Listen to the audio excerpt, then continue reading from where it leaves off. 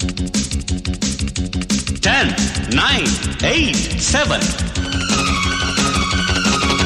6, 5, 4, 3, 2, 1. Let's start the fun. Hello बच्चों, मैं राजीव कुमार आप सभी का इस मैथमेटिक्स गुरु चैनल में एक बार फिर से बहुत बहुत स्वागत करता हूं। तो आज मैं फिर आप लोगों के सामने प्रेजेंट हूं एक नया टॉपिक पॉलिनोमियल लेकर के। ये क्लास 10th के बच्चों के लिए है। तो मैं आपकी जानकारी के लिए बता दूं कि अगर आप लोगों ने पॉलिनोमियल का बेसिक नहीं पढ़ा है तो मेरे क्लास 9th के प्लेलिस्ट में जाकर के पॉलिनोमियल का वीडियो देख सकते हैं। वहां आपको पॉलिनोमियल का सारा बेसिक मिल जाएगा। तो यहाँ हम क्लास 10th में पॉलिनोमियल में जो जरूरत है उसी को पढ़ने जा रहे हैं। तो आइए सबसे पहले हम देखते हैं पॉलिनोमियल कहते किसको है। पॉलिनोमियल को डिफाइन करना देखते हैं। पॉलिनोमियल को हमने डिफाइन किया है an expression of the form px is equal to a0 a1x a2 x square plus a3 x cube dot dot dot an xn where an does not equal to 0 is called a polynomial in x of degree n.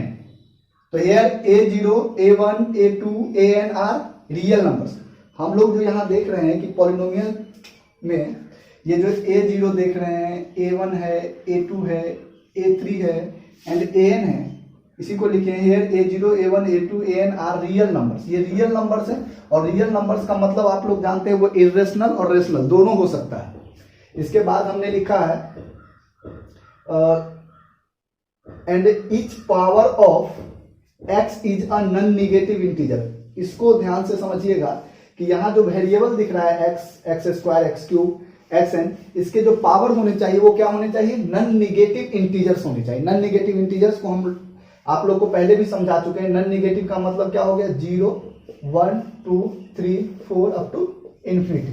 तो जो variable के power हो सकते हैं वो या तो 0 हो सकते हैं 1 2 3, बट -1 -2 ये सब वेरिएबल के पावर नहीं हो सकते। तो एक बार फिर से देख लीजिए इसको कि an expression of the form px is equal to a0 a1x a2x square a3x cube plus dot dot dot an xn where an does not equal to 0 is called the polynomial in x of degree n. So here a0 a1 a2 an are real numbers and each power of x is a non-negative integer. तो आइए polynomial के कुछ examples को देख लेते हैं। Polynomial के example में हमने लिखा है 3x - 9 4x square plus 5x - 3। तो आप ध्यान से देखिए, हमने डिफिनीशन में बोला है कि जो वेरिएबल है उसका जो पावर है वो नॉन नेगेटिव इंटीजर होना चाहिए। तो देखिए यहाँ जो आपको वेरिएबल दिख रहा है x, इसका पावर कितना है, 1 है। इसमें जो वेरिएबल दिख रहा है इसका पावर 2 है, 1 है, 1 है, 3 1 2 etc।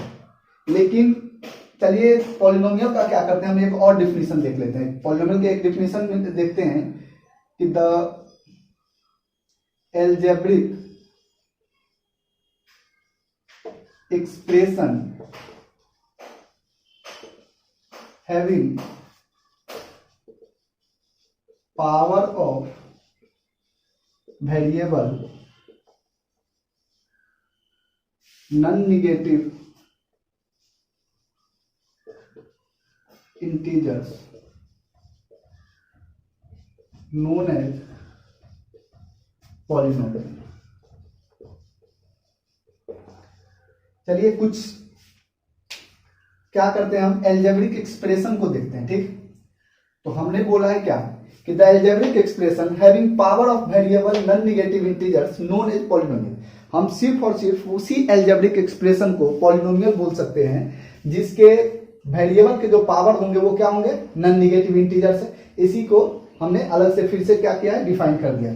तो आप देख लीजिए, अगर कोई लिखता है 3x square plus 5x to the power -1 plus 3, या लिख दे हम 2x plus 3x to the power 1/2 -9, 5x square minus root under 9x plus 5, 4x square plus root under 2x plus 5, या यूं लिख दे 3x square plus 5/x plus 9।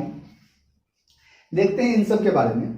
आप ध्यान से अगर देखेंगे तो इसमें आपको क्या दिख रहा है कि जो वेरिएबल के पावर है वो क्या है, निगेटिव इंटीजर है। तो इस कारण से ये पॉलिनोमियल नहीं होंगे। इसमें आइए, यहां जो आपको वेरिएबल के पावर दिख रहे हैं वो क्या है, फ्रैक्शन में, वो इंटीजर है ही नहीं। पहले तो वो इंटीजर होता तब देखते वो पॉजिटिव या निगेटिव, तो यहाँ तो ये इंटीजर है ही नहीं, तो जब इंटीजर ही नहीं है तो ये भी आपका क्या हो गया, पॉलिनोमियल नहीं होगा। इसमें देखिए, यहाँ जो आप देख रहे हैं इसको आप लोग पहले से जानते हैं कि किसी भी रूट का मतलब क्या होता है। रूट का मतलब होता है कि रूट के अंदर जो नंबर है उसका पावर कितना, 1/2। तो यहाँ पे क्या हो जाएगा, 9x टू दी पावर 1/2, और इसका मतलब वेरिएबल का पावर कितना हो गया, 1/2। तो इस कारण से ये भी क्या होगा, आपका पॉलिनोमियल नहीं होगा।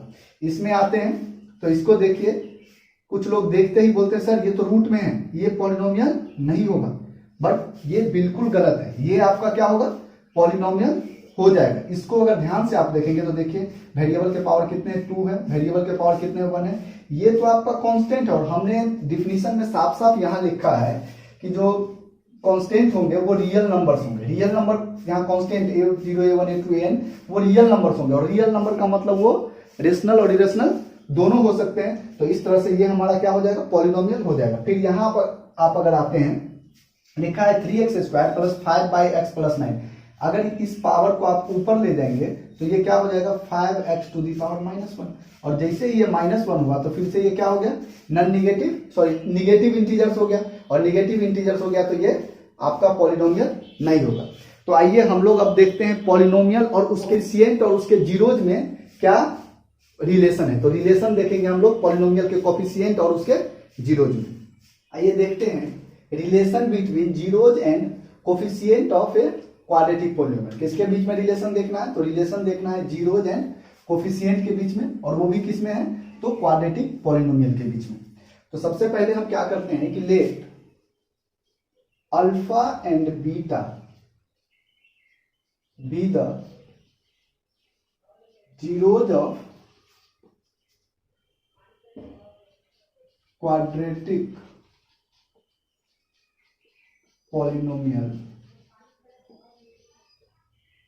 px is equal to ax² plus bx plus c where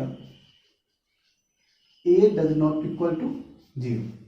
इसको समझिए, हमने क्या लिखा है, अल्फा और बीटा को जीरोज मान लिया है किसका, क्वाड्रेटिक पॉलिनोमियल का, और वो जो क्वाड्रेटिक पॉलिनोमियल है उसका स्टैंडर्ड फॉर्म हमने लिख दिया है ax² plus bx plus c where a does not equal to 0। अगर आप क्या करेंगे, इस क्वाड्रेटिक पॉलिनोमियल में a को 0 कर देंगे तो ये 0 होने के साथ साथ ये सारा टर्म ही 0 हो जाएगा, और अगर ये सारा टर्म 0 हो गया तब आपका क्या बच जाएगा, bx plus c। फिर तो ये क्वाड्रेटिक पॉलिनोमियल बचेगा नहीं, ये बच जाएगा आपका लीनियर पॉलिनोमियल। तो इसीलिए इसमें क्या हो सकता, क्या है कि a को 0 नहीं होने देना है।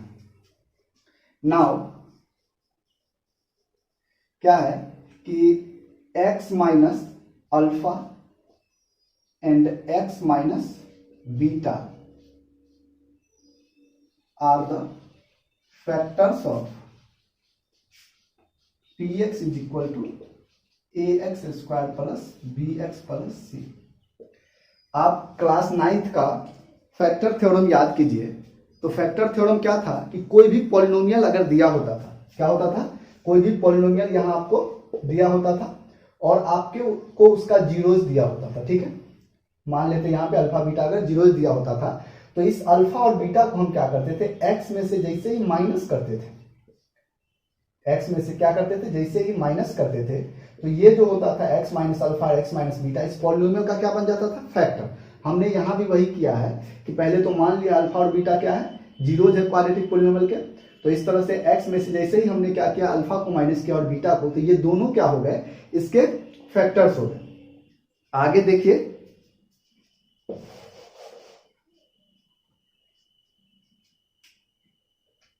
Then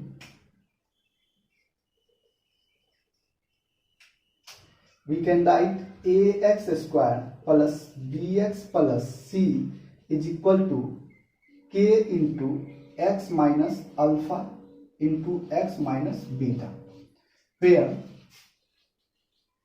k is a constant। देखिए ध्यान से, हमने क्या किया है कि ये जो x माइनस अल्फा और x माइनस बीटा था, इसका अगर क्या हो गया, फैक्टर हो गया, दोनों फैक्टर को अगर मल्टीप्लाई कर दे तो ये क्या होगा, इसी के बराबर हो जाएगा। और k जो हमने लिया है कांस्टेंट ले लिया, ठीक है। अब आप क्या करेंगे, इसको मल्टीप्लाई करेंगे तो ये क्या हो जाएगा, x से हो जाएगा x स्क्वायर और माइनस बीटा x, अल्फा से हो जाएगा ये माइनस अल्फा x और minus minus plus alpha beta.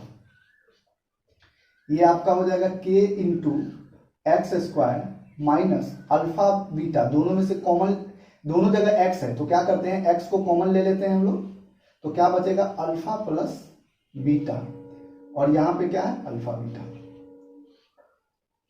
अब आप क्या करेंगे, इसमें से k से सभी को मल्टीप्लाई कर देंगे, ये क्या हो जाएगा के एक्स स्क्वायर माइनस के x into alpha plus beta, और प्लस यहां पर है क्या के अल्फा बीटा।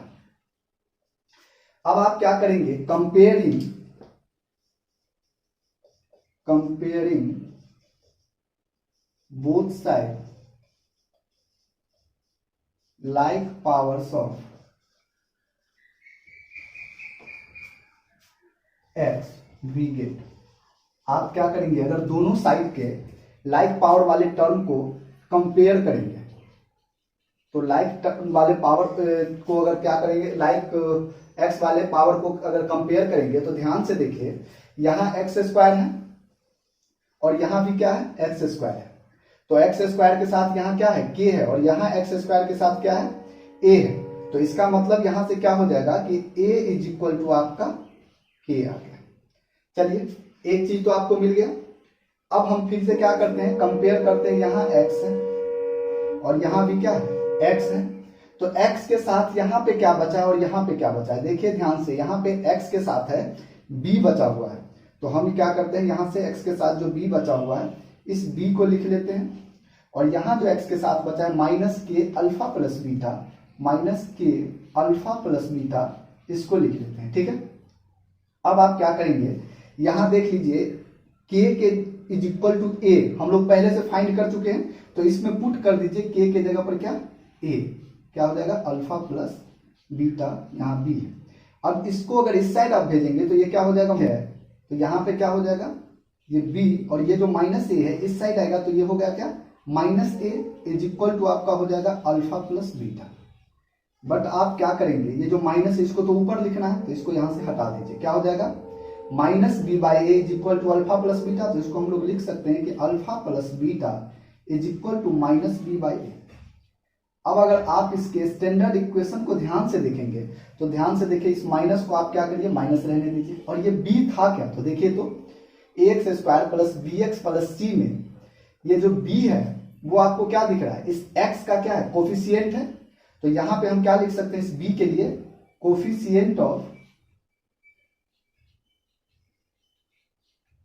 x, ठीक है, और बाय a क्या है, तो कोफिशिएंट किसका है a का, तो इसको हम लोग लिख सकते हैं कोफिशिएंट ऑफ x स्क्वायर। अब ये जो जीरोज था आपका अल्फा प्लस बीटा, इसको आप लिख सकते हैं क्या, सम ऑफ जीरोज, क्या हो जाएगा आपका, ये हो गया, ये आपके का एक रिलेशन वेरीफाइड हो गया कि सम ऑफ जीरो जो होगा वो माइनस बी बाई ए के बराबर होगा, और ये माइनस बी बाई ए है क्या, तो माइनस तो माइनस रहा, कोफिशिएंट ऑफ एक्स बट्टा कोफिशिएंट ऑफ एक्स स्क्वायर। यहाँ जो ये अल्फा प्लस बीटा दिख रहा है इसको बोलते हैं सम ऑफ जीरोज, ठीक है। अभी हम लोग का एक रिलेशन और बाकी है, वो यहां से देखेंगे कि हम लोगों ने क्या किया है, एक्स स्क्वायर वाले टर्म को कंपेयर कर लिया है, एक्स वाले टर्म को कर लिया है, लेकिन यहाँ जो है अभी भी हम लोग के पास क्या है कांस्टेंट टर्म बचा हुआ है। इस कांस्टेंट टर्म को जब आप कंपेयर करेंगे तो यहाँ c है और यहाँ पर क्या है के अल्फा प्लस बीटा, यहाँ है c इज इक्वल टू के अल्फा बीटा, ठीक है। इस k को अगर आप इस साइड भेजेंगे तो ये क्या आ जाएगा c बाई के इज इक्वल टू के अल्फा बीटा, सॉरी के तो हमने यहां भेज दिया। अब देखिए ध्यान से, के जो है वो a के इक्वल है, तो यहां भी हम क्या लिख सकते हैं c by a is equal to alpha beta. इसको अगर यहां लाएंगे आप तो ये हो जाएगा alpha beta is equal to c by a. अब अगर ध्यान से फिर देखेंगे तो ये सी क्या है, स्टैंडर्ड इक्वेशन में आइए, सी आपका क्या है, कांस्टेंट टर्म है, तो इसको लिख सकते हैं हम लोग क्या, कांस्टेंट टर्म, बाय ए जो है आपका वो क्या है, कोफिशिएंट ऑफ एक्स स्क्वायर, तो इसको लिख सकते हैं कोफिशिएंट ऑफ एक्स स्क्वायर। तो इस तरह से आपका क्या हुआ, दूसरा रिलेशन मिल गया किसके लिए, कोफिशिएंट एंड जीरो जी। और यहां ये जो दूसरा रिलेशन है अल्फा इंटू बीटा, यहां देखे थे अल्फा प्लस बीटा था जो सम ऑफ जीरोज कहलाता था, और ये जो है आपका ये कहलाता है प्रोडक्ट ऑफ जीरोज। ठीक है, तो इस तरह से एक नोट करके यहां लिख लेंगे, नोट है आपके लिए कि if alpha and beta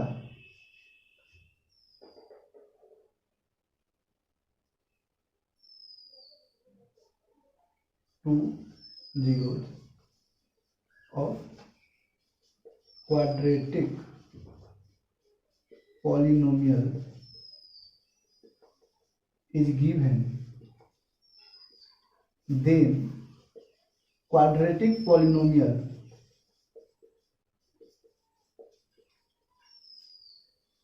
will be px is equal to k x square minus alpha plus beta into x plus alpha beta.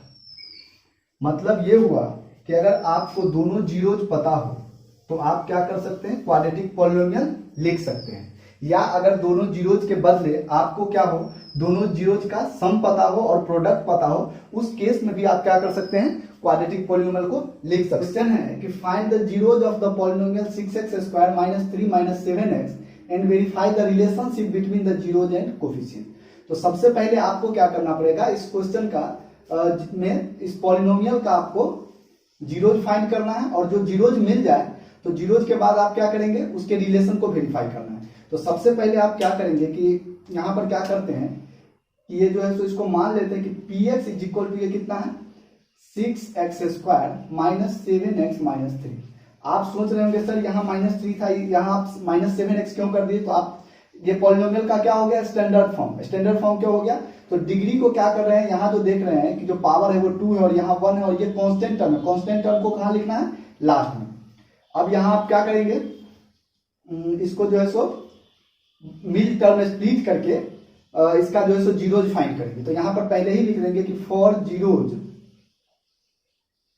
px का वैल्यू क्या होना चाहिए, 0। तो आप यहां कर सकते हैं 6x square minus 7x minus 3 is equal to 0।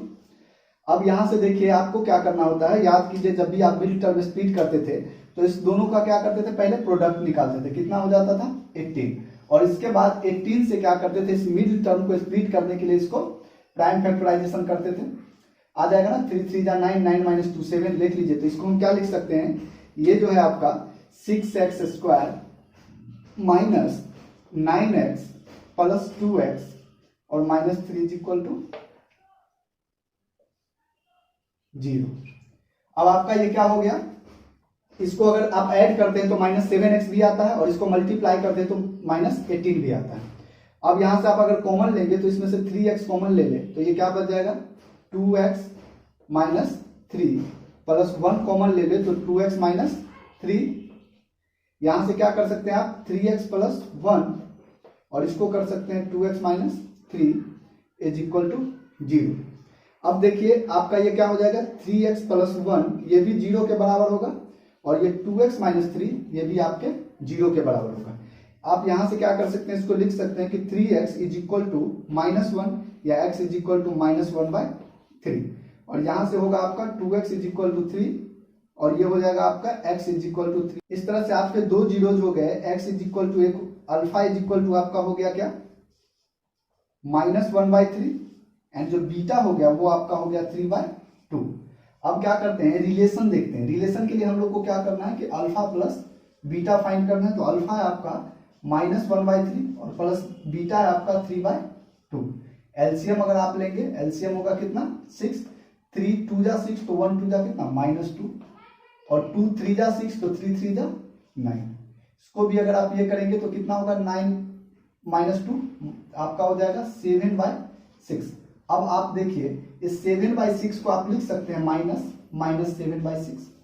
आप सोच रहे हैं कि ऐसा क्यों लिख रहे हैं, तो याद कीजिए जो हम लोग रिलेशन पढ़े थे उस रिलेशन में क्या था, minus coefficient of x bye coefficient of x square, coefficient of x square. तो इस तरह से देख लीजिए ये जो 7/6 था हमने उसको -7/6 लिख दिया, कोई डिफरेंस भी नहीं आया, माइनस माइनस प्लस हो जाता है, फॉर्मूला वाला माइनस भी आ गया, और ये जो -7 है वो कोफिशिएंट ऑफ एक्स है। ध्यान से देखिए आपको एक्स का कोफिशिएंट कितना है, -7 है, और इसके बाद कोफिशिएंट ऑफ एक्स स्क्वायर ये 6 है, देखिए यहाँ 6 है। तो ये तो एक रिलेशन हुआ। दूसरा रिलेशन हम लोग क्या पढ़े हैं, प्रोडक्ट ऑफ जीरो यानी अल्फा बीटा। अल्फा बीटा लेंगे तो यहाँ पे आपका है -1/3 और इनटू है 3/2। अब देखिए इसको -1 से 3 को मल्टीप्लाई करेंगे कितना हो जाएगा, -3 और 3 2 जा हो गया 6। देखिए तो ये क्या है, -3 जो है आपका क्या है, कांस्टेंट टर्म है, तो इसको लिख सकते हैं कांस्टेंट टर्म। और इसके बाद 6 जो है आपका क्या है, कोफिशिएंट ऑफ एक्स स्क्वायर, तो इसको लिख सकते हैं कोफिशिएंट ऑफ एक्स स्क्वायर। तो इस तरह से आप देख लीजिए कि दोनों ही रिलेशन वेरीफाइड हो गया। अल्फा प्लस बीटा आपका क्या आ गया, minus coefficient of x square, sorry minus coefficient of x और by coefficient of x square, और यहाँ जो बीटा है सॉरी अल्फा बीटा है प्रोडक्ट ऑफ जीरो, जब वो आपका आ गया constant term divided by coefficient of x square, ये आपका क्या हो गया, वेरीफाइड हो गया। ठीक है, अब सेकेंड क्वेश्चन हम लोग देख लेते हैं।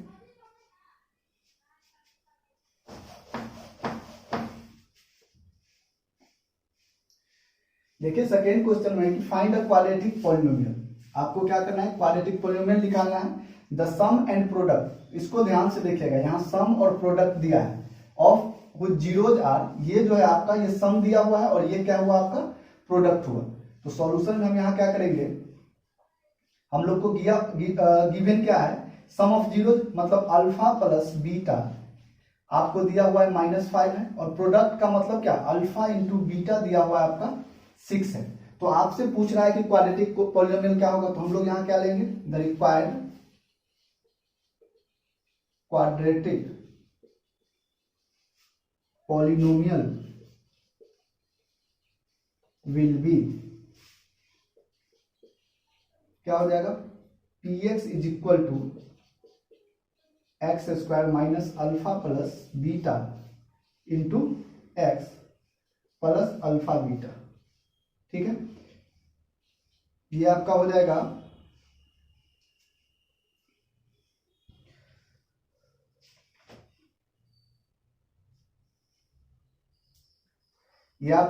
P x is equal to x square minus alpha plus beta into x plus alpha beta. यहाँ पे एक्स स्क्वायर है माइनस अल्फा प्लस बीटा, ये आपको -5 दिया हुआ है एक्स, और प्लस अल्फा बीटा का वैल्यू आपको 6 दिया हुआ है। कितना हो जाएगा, x square minus minus plus 5x और प्लस 6, यही आपका क्या हो गया, रिक्वायर्ड पॉलिनोमियल हो गया। ये आपका आंसर हो गया। तो देखिए इसमें दो तरह के क्वेश्चन आते हैं। एक तो यहाँ पे क्या दिया हुआ है कि find the quadratic polynomial the sum and product of zeros are given this and this, और इसी में जो एक क्वेश्चन आपका आ सकता है वो क्या आ सकता है कि find the quadratic polynomial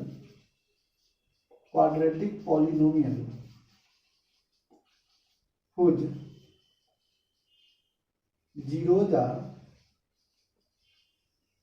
-5 and 6 respectively. देख लीजिए दोनों में डिफरेंस क्या है कि इसमें आपको प्रोडक्ट और सम ये दोनों दिया हुआ है, और इसमें क्या है इंडिविजुअली जीरोस दिया हुआ है। तो ये आपका फर्स्ट जीरो हुआ और ये आपका सेकंड जीरो हुआ।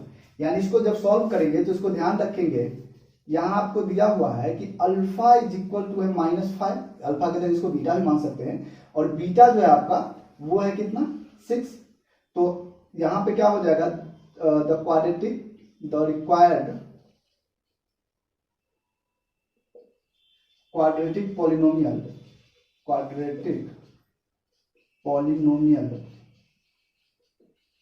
Will be px is equal to x square minus alpha plus beta into x plus alpha beta.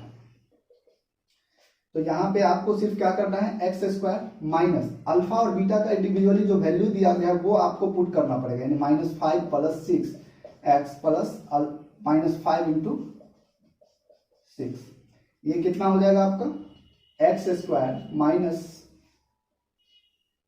1 into x plus नहीं, ये माइनस हो जाएगा 30।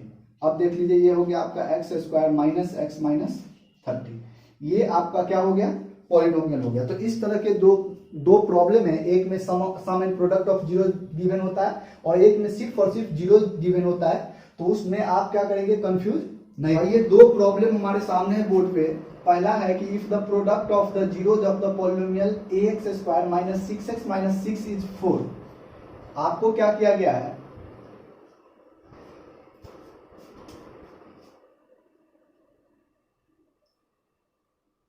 आइए दो प्रॉब्लम है हमारे पास कि if the product of the zeros of the polynomial ax square minus 6x minus 6 is 4, आपको क्या किया गया, यहाँ पर जीरोज का प्रोडक्ट दे दिया गया है, देन पूछा जा रहा है आपसे कि a का वैल्यू क्या होगा। ठीक है, तो आप क्या करेंगे, इस तरह के क्वेश्चन को जब सॉल्व करना है तो सॉल्व में यहाँ देखेंगे कि product of the zeros of the polynomial ये दिया हुआ है।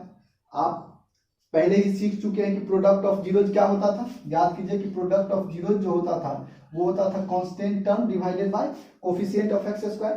तो यहां हम लिखेंगे कि we know that product of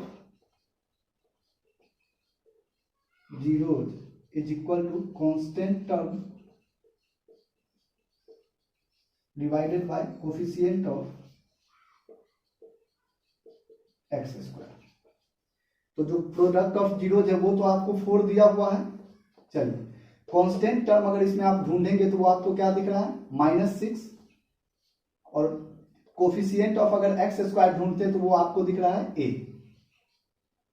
यहां से आप क्या कर सकते हैं, इसको मल्टीप्लाई करेंगे, ये क्या हो जाएगा 4a इज इक्वल टू -6, और यहां से जब आपको a का वैल्यू फाइंड करना है तो ये क्या हो जाएगा -6/4, 2 से ये 3 टाइम्स कटेगा और ये 2 टाइम, इस तरह से आपका जो a का वैल्यू आ जाएगा वो कितना आ जाएगा -3/2। तो इस तरह से आप क्या कर सकते हैं, जब प्रोडक्ट दिया हो जीरोज का तो जो रिलेशन हम लोग पढ़े हैं constant term divided by coefficient of x square वो यहाँ लगाएंगे, सारा वैल्यू पुट करेंगे और यहाँ जो भी अननोन रहेगा उसका वैल्यू क्या होगा, फाइंड आउट हो जाएगा। चलिए एक और क्वेश्चन है कि if 1 zero of the polynomial a square plus 9x square plus 13x plus 6a is reciprocal of the other. ध्यान से देखिए कि दोनों जो जीरोज है इसका ये एक दूसरे का रेसिप्रोकल है। तो इस केस में आप क्या करेंगे, यहां पे हम मानते हैं कि let first zero of the polynomial be alpha. अगर हम क्या किए, फर्स्ट जीरो को हम अल्फा मान लिए तो आप ही बताइए जो इसका सेकेंड जीरो होगा वो क्या हो जाएगा, साफ साफ बोला गया ना, उसका रेसिप्रोकल हो जाएगा, तो क्या हो जाएगा 1/अल्फा हो जाएगा।